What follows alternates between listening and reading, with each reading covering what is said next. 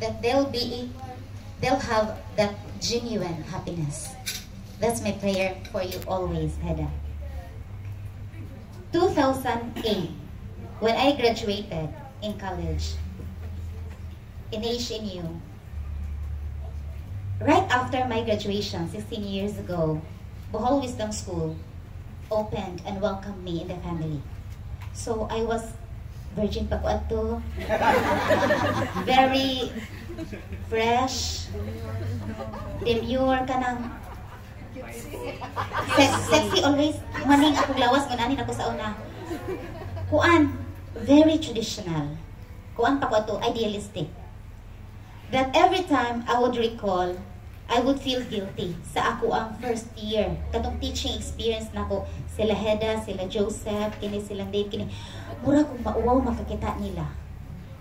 Kay nga no, very standard ko nga maestra, kanang idealistic dyan ko nga, traditional akong pamaagi nga. Kasi ipakita sa nila, Attorney Faith, unsa dapat maglingkod sa akong klase. O, di ka, sige, i-show. Muna ako, dapat muna gyud sila maglingkod. Niya ko mo istorya ko, dapat all eyes on me. Then later, I've come to realize na, they could still learn kung comfortable lang silang paglingkod. Kadtong mga ikaduhang tuig, ikatulong tuig ka, swerte na to sila. Pero kini sila na grupo, mauwaw ko. I would feel guilty. But then, I am very grateful. I could still feel their love and respect. Kay, despite of that nga, di ko terror kay mukalit lang na pangmusi, pangaway, dili ko ana. Sa klase lang jud, I want them to learn. Gusto ko maka-learn and I want to impose discipline. That's my way of loving them. So sorry kaayo, pasaylo ako. I could feel their love, ma'am. Pag abot ako, ni bless gyapon sila nako. So muna na. Now, ari na ta sa ako ang pagkaila ni Heda. Perfect ang gihatag nga ninyo ni Heda. Faith.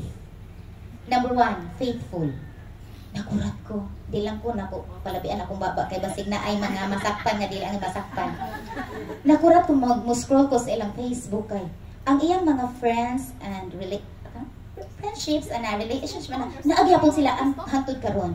So dili mun anak ka maayo mo da og di pa maayo mo da si head of relationship, dili mo anak ka last yang mga relationships, mga friendships niya. So atong pagpakan iyong mga friends nga naagyapon karon. Next is A, amiable. Beauty, brain, personality. Dili na ta ka question anak. I, intelligent. Reading teacher man ko. So I would always look forward nga kini say da kanang magpapas ko composition whenever they'll make an essay. Ako ag yun ning lagluton una ang paper ni Heda. Aside from the content nga maayo kaayo, grabe ka nindot ijang agi. No wonder nga daog jud ni siya DSPC, RSPC ug national. Maayo gyud siya mosuwat. Isa ka to kaliwat. Next, T. Ang sama ng T, Heda. Trusted. The best o anak. Napay na ko ilagi mo na nakalipat ko. Next is H. Humble. I was deeply moved when I arrived. Nga nag-set up na for the mass. That's a clear manifestation. Nga Heda didn't take all the credit to herself. Nga nakapasar ko kay tungos akong utok. Iyang i-acknowledge ang Ginoo first and foremost. Talagsa ra ba yan mag-celebrate o kanangon ani Thanksgiving nga magmisa. So ito pagpakan si Heda for being such a humble person. Iya kung i-acknowledge ang Ginoo nga. Pinanganap pa dyan siya pag-istorya na mo ganina. Di gyud ka kaingon mamglaysa nga tungos imong kabright magpasar ka tinuod. Kanang grasya jud siya sa Ginoo. Grasya mo to giingon ni Father ganina.